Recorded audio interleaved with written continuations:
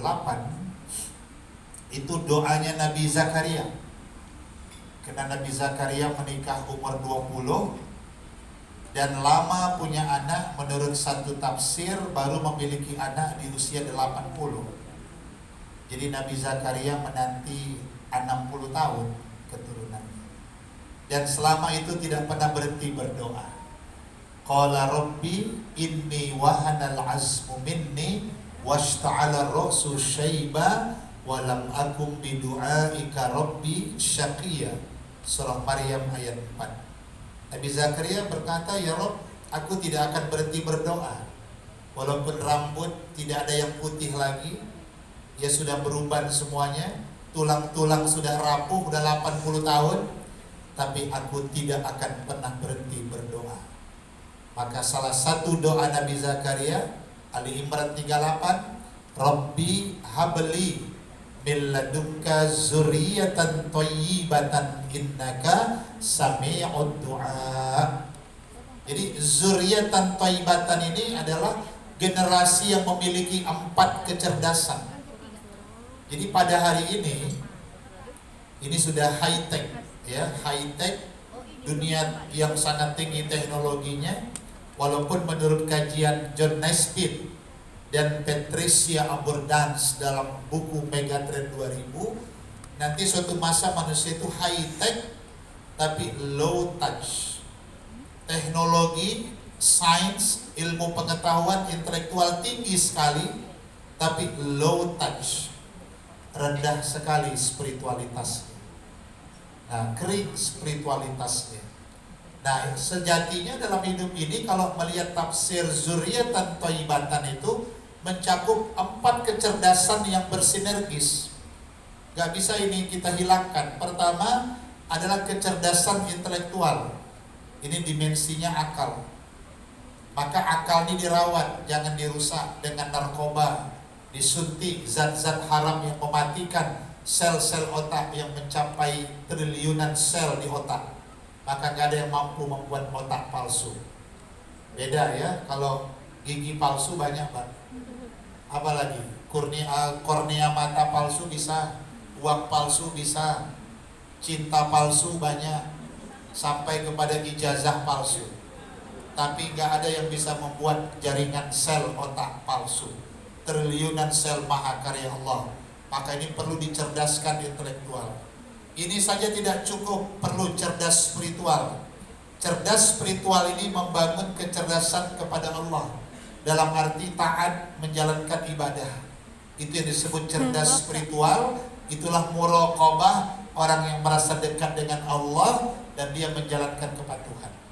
Ini saja tidak cukup, perlu dibangun kecerdasan emosional, kesabaran, pengendalian diri, mampu menahan amarah, hidup yang tidak tergesa-gesa, hidup yang penuh perhitungan. Nah, itu dalam arti kecerdasan emosionalnya bagus. Orangnya tidak mudah terprovokasi, tidak mudah cemas, tidak terlalu penakut, tapi dia bisa mengendalikan dirinya. Nah, satu lagi kecerdasan fisik. Kecerdasan fisik dalam arti sehat badannya. Maka itu Nabi 15 abad lalu mengajarkan, ajarilah umat itu 3 olahraga. Sibahah, faransiah, satu lagi juga diajarkan rimayah. Ajarkan, maka generasi bangsa kita ajarkan yang 3 ini.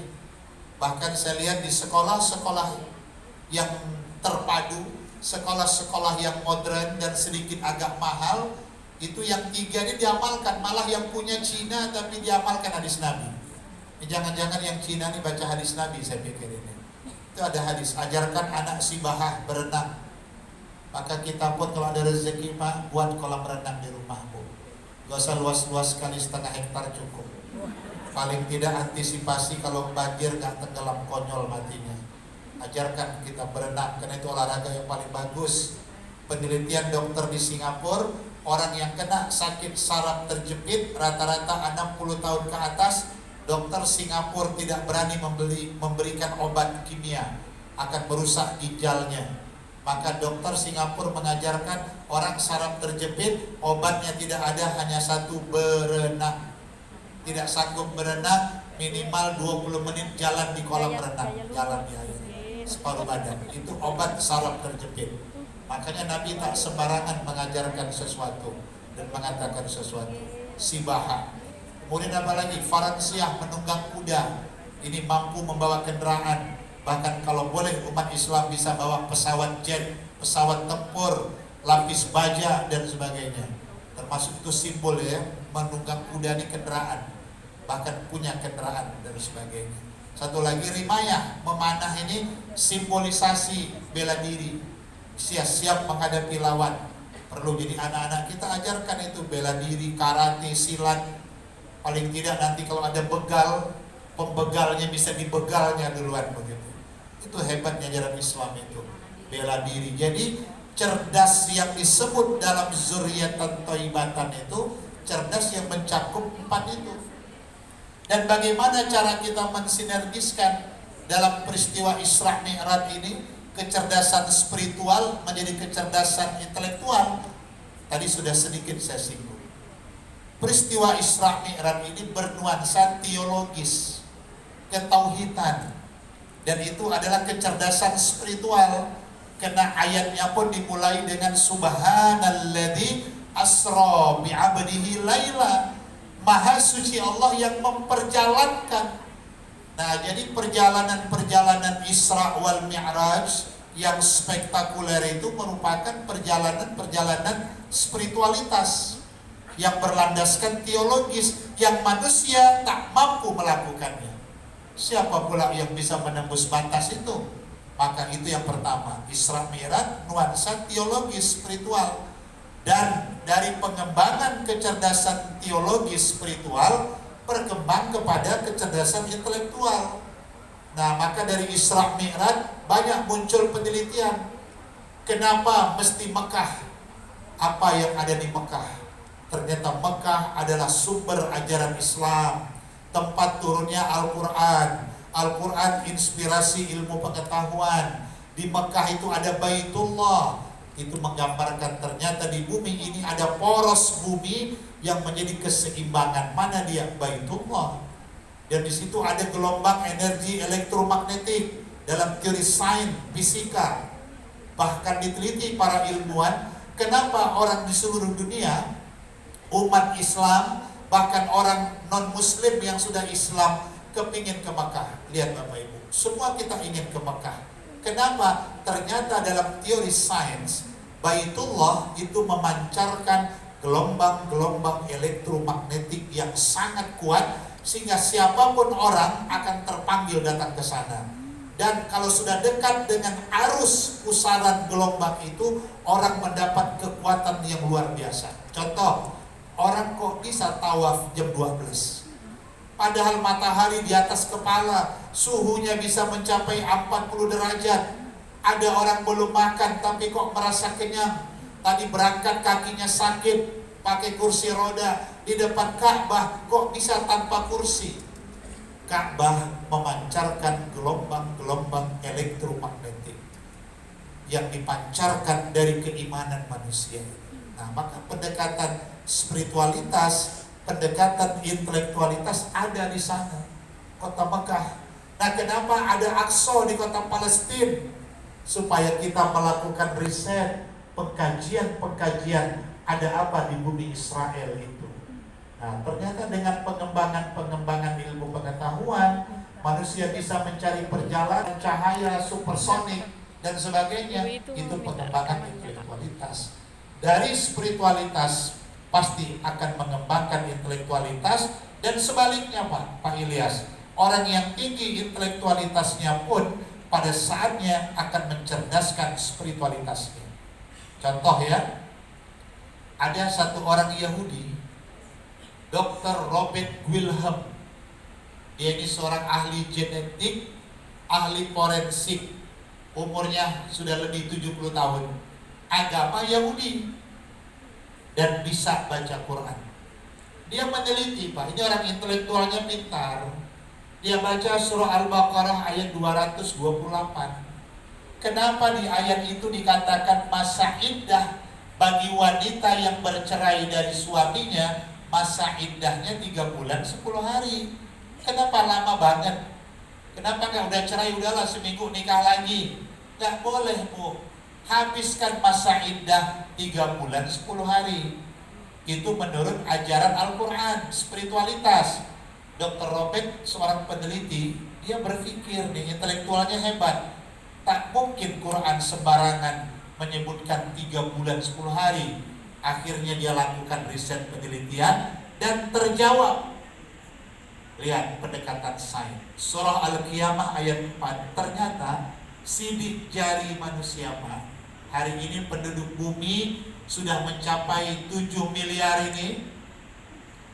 Sidik jari kita nggak ada yang sama. Makanya kan sekarang orang buka handphone aplikasi sidik jari. Dulu kita masuk kantor juga sudah pakai sidik jari.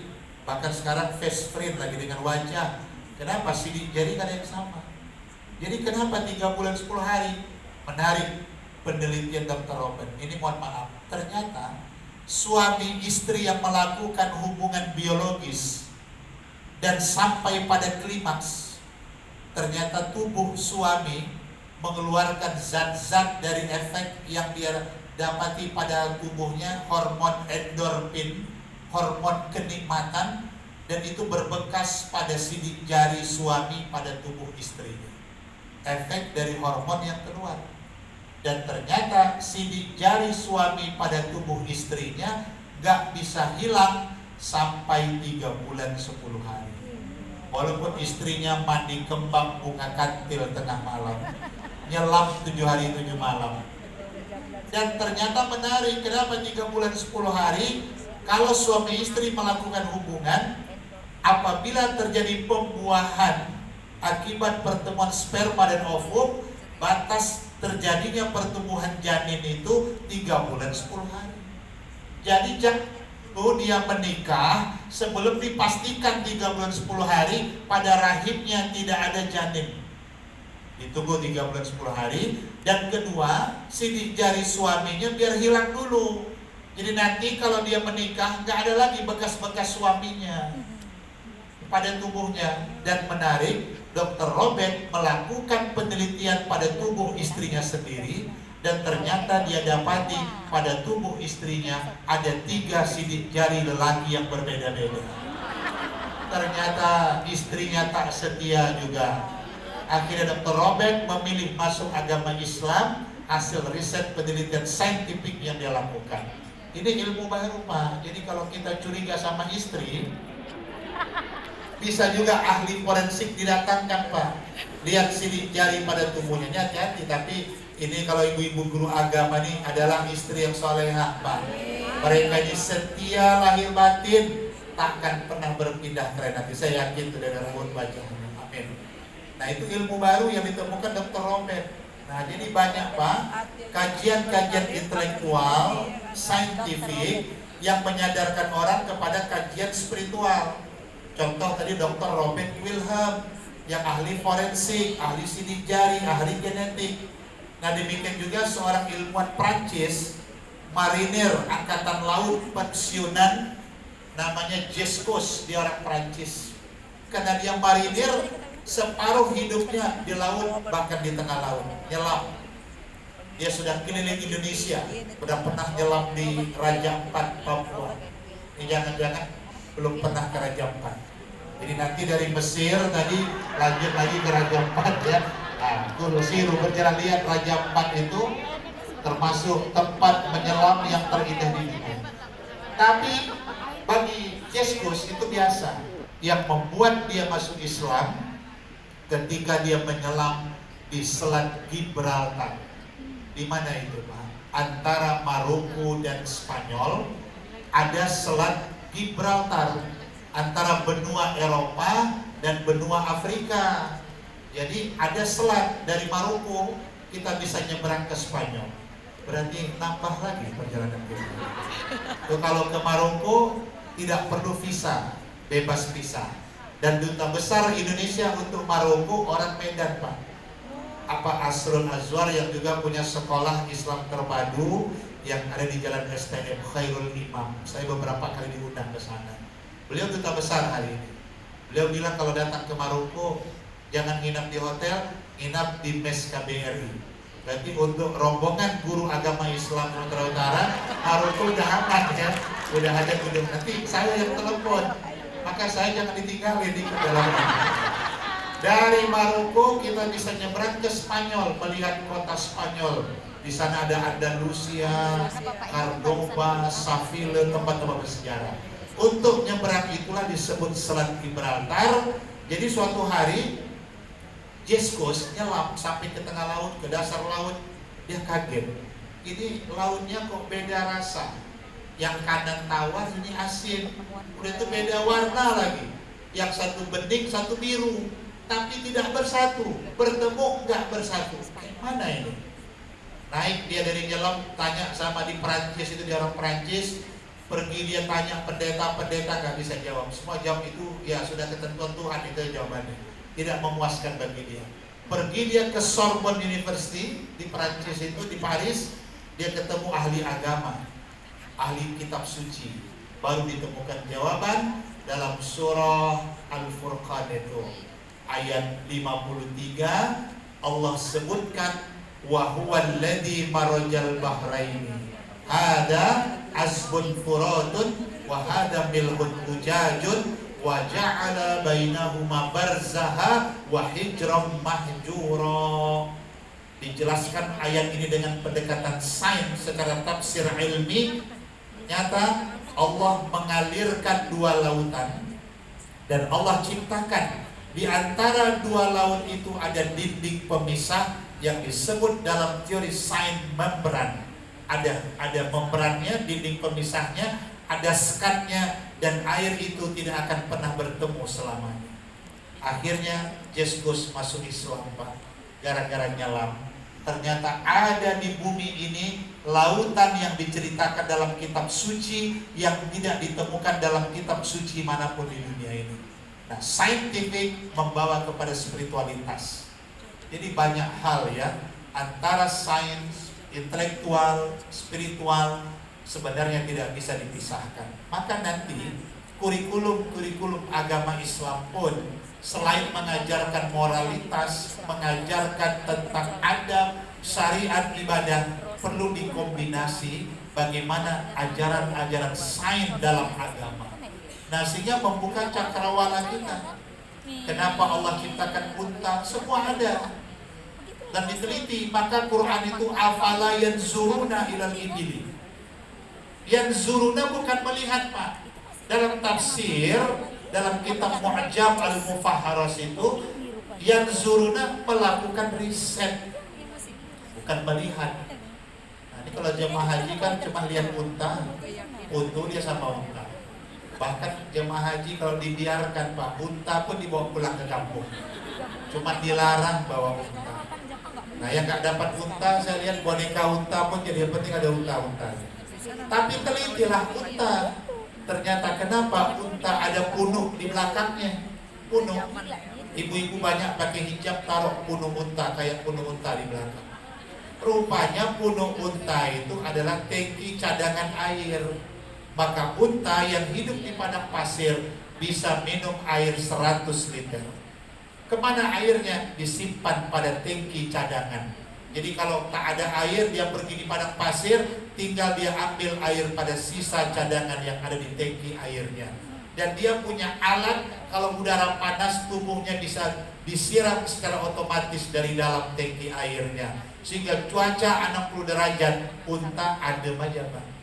Itu unta, susunya bagus, bahkan kencing unta pun jadi obat. Sampai sekarang diminum orang. Kalau susu unta 5 rial, kencing unta 60 rial. Lebih mahal kencing unta daripada susunya. Itu ada di Hudaybiyah.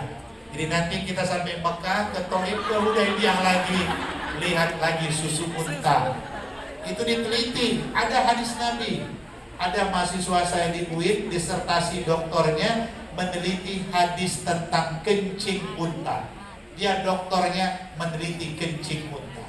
Dia dapat gelar doktor kencing unta. Itu mahasiswa saya. Bayangkan, hadisnya sahih.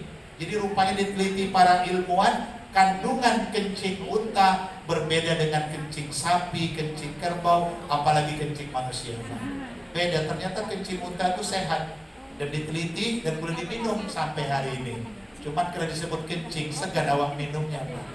Nah itu contoh. Dan pada mata unta, ternyata mata unta terdiri 3 lapis bulu mata. Ada bulu mata halus, cuaca normal. Jadi kalau agak datang badai padang pasir, unta bisa mengeluarkan lapisan kedua yang agak tebal dan agak lengkung, menahan debu padang pasir. Ini yang banyak dipakai ibu-ibu kalau resepsi hari Ahad. Udah macam bulu mata unta juga. Kadang saya berpikir di mana ada debu padang pasir ini. Nah, jadi unta itu 3 lapis. Kalau datang badai, keluar bulu mata yang kedua sehingga matanya tidak kena padang pasir karena debunya bisa berputar. Dan lapisan ketiga kalau datang badai salju. Maka hebat Quran itu. Teori-teori saintifik dan itu meningkatkan spiritualitas manusia. Baik Pak Ilyas, itu yang bisa saya tanggapi. Terima kasih, sangat luas sekali. Baik ya, pertanyaan yang kedua silakan.